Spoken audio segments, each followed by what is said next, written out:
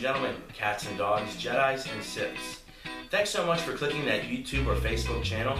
This is What Happened, the show that is fun, irreverent, and maybe even informative. I'm John Niederer III, and I am without my co-host, the beautiful Emily Dean, this week. She's on assignment. Well, ladies and gentlemen, let's get right into Week 6 of the No Fun League. It is coming past, and because we are only 7 minutes from Heinz Field, that away, we always start the show, of course, with Pittsburgh Steelers coverage. Well, as Brett Kiesel, two-time Super Bowl champion, said, we really took it on the chin. The Steelers fall to bitter rivals, Cleveland Browns, in the dog pound 31-10. That means in the last 6 quarters, your Pittsburgh Steelers have been outscored 55-13. Brings up memories of the horrible 1989 loss to the Browns, 51-0 at dear old Three Rivers Stadium. A little bit of coverage from the game. The 12 of the first 13 plays are rushes. I don't understand it. I wondered during the game early if Ben's arm's hurt or if Todd Haley wants to mete out some kind of punishment on Ben. They get inside the 10-yard line and they don't throw one pass into the end zone. Again, I just don't understand it. I don't think since the 1930s the Steelers have started a game with 12 out of 13 plays being rushes. The first quarter ends 3-0, of course. Early in the second quarter, punter Brad Wing mishandles the snap for the field goal.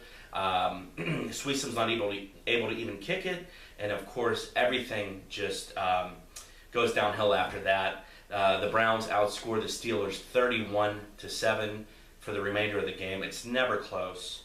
Brian Hoyer continues to look really good. I'm impressed by the young man. The Pittsburgh defense gives up 210 yards through the air and 158 yards on the ground. Former coach Bill Cowher and Steelers Hall of Famer Hines Ward both comment that the defense looks soft and that the Steelers are running a very finesse offense. Well, I was correct last week with my pick. I did have the Browns winning over the Steelers, although not by 3 touchdowns. So this week you have Monday Night Football. The stage is set for the Houston Texans to come in. And surprisingly, the Steelers are a 3-point favorite as of the filming of this show. I'll pick the Steelers to win. I think the win one, lose one, win one Jekyll and Hyde continues. In a thrilling game, I'll pick the Steelers 33-27 over Houston in overtime. The Steelers are going to have to win shootouts this year because the defense is just not able to keep any team scoring points, and a lot of points at that. Let's go to our Le'Veon Bell tracker. The Steelers may not have a lot of highlights this year, so we're going to track Le'Veon Bell's performance. The young man out of Michigan State gets another 100-yard-plus game from scrimmage. He goes for 105 against the Browns. 6th game in a row, and all 6 games of 2014 that Le'Veon has surpassed 100 yards from scrimmage. Here's your Minnesota Minute. The Vikings fall hard at home to a banged-up St. Louis squad. Even though they didn't have Megatron, the Lions do win 17-3 in Minnesota. Teddy Bridgewater looks like a rookie this past weekend. He's sacked a whopping 8 times and throws 3 picks. Friend of the show, Matt Asiata, only gets 2 carries out of the backfield and runs for -5 yards. Jerick McKinnon, rookie, gets the lion's share of the carries. Gets the ball 11 times for only 40 yards. The Minnesota defense doesn't play half bad. They allow only 255 yards of total offense. Stafford only throws for 155, but the game was never in doubt. Now, Minnesota will go into Buffalo. Time to pick my Minnesota score this week. Steve Vona, a friend of the show, your Buffalo Bills have burned me twice, but I just can't pick Minnesota. I have Buffalo winning by 2 touchdowns. They'll handle the Vikings easily, 24-10. Let's go to a little bit of news from around the No Fun League. According to an AP source, decision soon on Goodell Rice testimony. A neutral arbiter is expected to decide early next week whether NFL Commissioner Roger Goodell should testify during an appeal of Ray Rice's indefinite suspension. A person familiar with the case told the Associated Press on Thursday. Now, we don't know if the person familiar with that story is Anthony Gigliano or not, but it could be. Goodell said last week he'd leave the decision to former U.S. District Judge Barbara S. Jones. She was picked by the commissioner and the players' union to hear Rice's appeal earlier this month. The hearing is tentatively set for November. Donald Trump, he's the apprentice. He has horrible hair, and he will not be the next new owner of the Buffalo Bills. Trump, I guess, was in the running to be the next owner, but he didn't get them. And according to Trump's Twitter account, he said the following: "The NFL games are so boring now that actually I'm glad I didn't get the Bills. Boring games, too many flags, too soft." Donald Trump has always been a sore loser, a loud mouth, and I think it's good that he's not going to be involved in the no fun league. Might make it even less fun.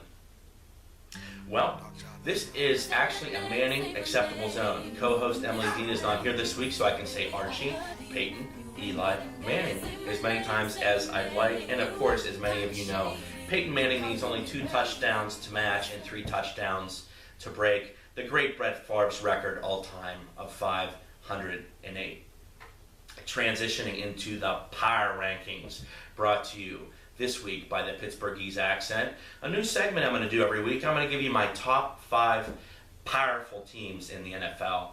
Coming in at number 5, the Indianapolis Colts. After an 0-2 start, the Colts have won 4 in a row and should be 5-2 after they play host to the Cincinnati Bengals at home this week.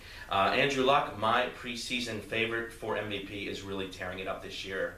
Coming in at number 4, the Philadelphia Eagles. The cross-state rivals are 5-1. No Deshaun, no problem. The offense continues to go off without a hitch, without Deshaun Jackson. And the defense has been huge for the Eagles, pitching a shutout last week. Coming in at 3rd place on my power rankings are the Seattle Seahawks. They are 3-2. I have no disrespect for the Arizona Cardinals, who are in 1st place, or the San Francisco Giants. Not the Giants, actually the 49ers. The San Francisco 49ers, who are in 2nd place. But, I just think Seattle will be there at the end of the year. They're a powerful team, and, of course, I picked them to win the Super Bowl. Coming in at 2nd, your San Diego Chargers. After losing in Week 1, they have won 5 in a row. Don't forget, Phillip Rivers was taken before Ben Roethlisberger in that famous 2004 draft. Eli has 2 Super Bowl wins. Big Ben has 2 Super Bowl wins. I think this is Phillip Rivers' year. I think that they can definitely get to the Super Bowl.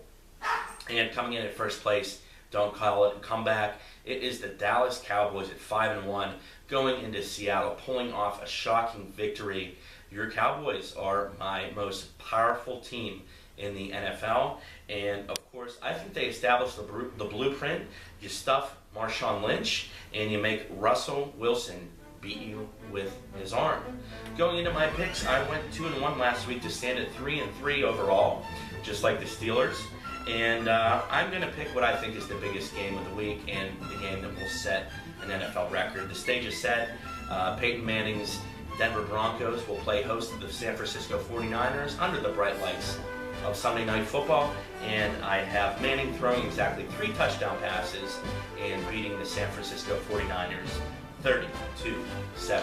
Here's our parting shots. Would like to wish a very happy birthday to friend of the show, Anthony Giggs Gigliano. Not only is he a friend of the show, he's one of my very best friends. Happy 33rd birthday to you, Anthony. You're getting a free pass this week.